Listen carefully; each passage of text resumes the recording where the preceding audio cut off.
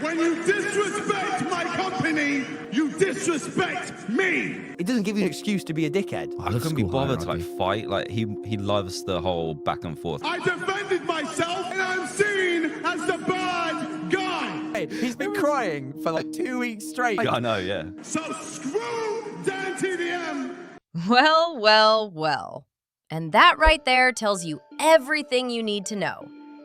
This is the story of how one of YouTube's biggest names picked a fight he had absolutely no business starting, and how the quietest guy on the internet made him regret it without saying a single word back. Now, if you're wondering why this got so ugly, let me take you back to where this all started. On one side, KSI, a creator who built his entire career on chaos, boxing matches, energy drinks, snack brands, controversy on repeat. On the other side, DanTDM, a guy people have literally been watching since they were like 8 years old. Minecraft, good vibes, and a fan base that would go to war for him without a second thought. Now, KSI, Logan, and MrBeast launched a kids' snack product called Lunchly, which was supposedly healthier.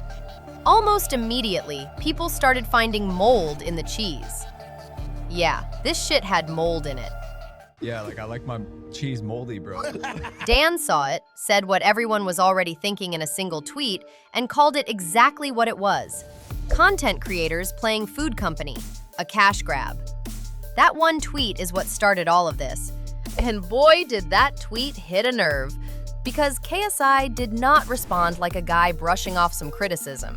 He responded like someone had just walked into his house and slapped a label on his ego that said, fragile.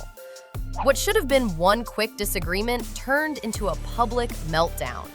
Rather than address the actual problem, you know, the mold in the children's food, he went straight for the personal attacks. What happened to YouTubers, man? I can't not say anything anymore. How does this benefit their fans? Tweet after tweet, rant after rant, shouting at a guy who was probably mid-Minecraft session and didn't even notice. And that's what made the whole thing so embarrassing.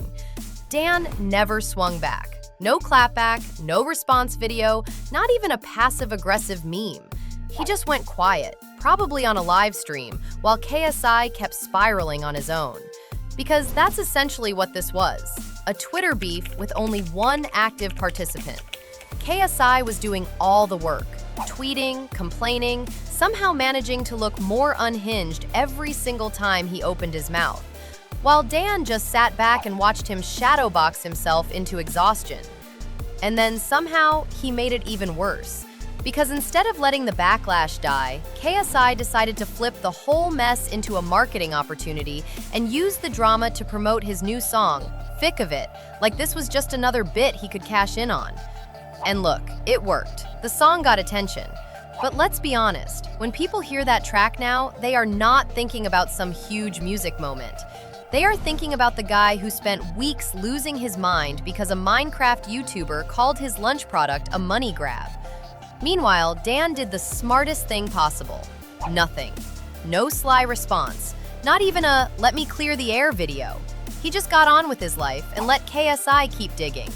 And that silence did more damage than any response ever could have.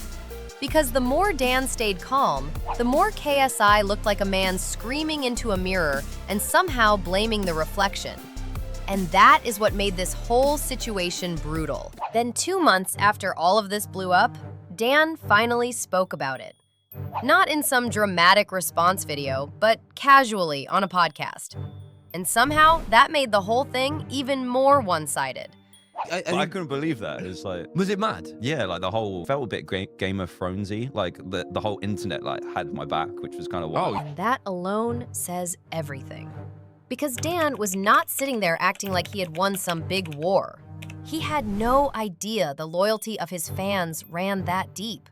And that is exactly why people sided with him in the first place.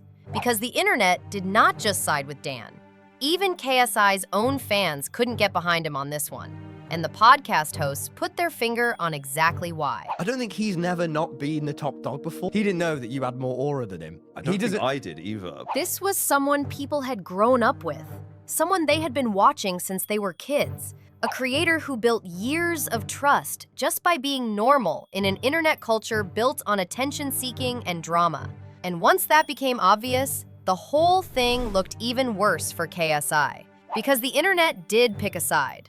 And I hate to break it to you, but they didn't side with Logan Paul's boxing boyfriend. They chose Dan. And that should have been the moment KSI took a step back. Because people were judging his behavior, not his resume. And he doubled down anyway. Started bragging about chart positions, numbers, treating his success like it was supposed to prove something. Ever YouTube video? Who really lost? The most talked about song in the world. Fucking idiots. One tweet. It was such a bizarre response to the situation that it almost felt like a satire. And that is what KSI completely misunderstood. Nobody was saying Dan was more successful than KSI. They were saying Dan came across more genuine and more likable. Those are not things you can bully your way into having, and they are not things you can win back by waving around chart numbers like a man trying to settle a moral argument with a spreadsheet. Around the same time, KSI was still ranting about tweets and bragging about success. Dan quietly donated over $300,000 worth of gaming equipment to children's hospitals. No announcement, no clout post. And that comparison is almost too perfect. On one side, you have a guy selling snack packs to kids that people were finding mold in. On the other, you have a guy quietly helping actual kids in hospital. And once you put those two images side by side, it becomes painfully obvious why this whole thing never went KSI's way. And then, as if everything we just covered was not enough, KSI took it to a live stage. At a Misfits boxing event, which is the point where this stopped being ordinary cringe and became something much worse. Because by then, KSI was still ranting about Dan in front of a crowd. DanTDM, he came at my company, I defended myself, and I'm seen as the bad guy. How is this fair? So screw DanTDM. Still trying to frame himself as the victim in a situation he had personally blown out of proportion. And the crowd was not exactly buying it. The reaction was awkward, tired, and closer to, please move on. But here is what is worth noting. While all this stage drama was playing out, Lunchly was still out there generating its own bad press. The mold, the quality complaints, the product mockery. And KSI never once properly addressed any of it. Instead, he made Dan the focus. Which makes you wonder, was the drama actually a distraction? Keep everyone looking at the beef, and maybe nobody notices the actual product falling apart in the background. Whether that was the plan or just a happy accident, it did not work. And speaking of things not working, let us not forget the wider picture here. Prime, the energy drink KSI built with Logan Paul, was already under scrutiny and getting dragged through Congress. Logan Paul was knee-deep in a crypto lawsuit and still thought using his wife's pregnancy to promote Lunchly was a good idea. These two genuinely have a gift for this. KSI and Logan Paul are basically Batman and Robin for bad PR decisions. Logan alone could fill an entire video, and it's coming, so subscribe to see it next. So let's just take stock of where we ended up. One tweet, weeks of noise, and a guy who never said a word walking away looking better than ever. That is not a victory Dan had to work for. KSI handed it to him. Drop a comment and tell me, was Dan's silence actually the strategy all along? Or did he just get lucky that KSI refused to stop?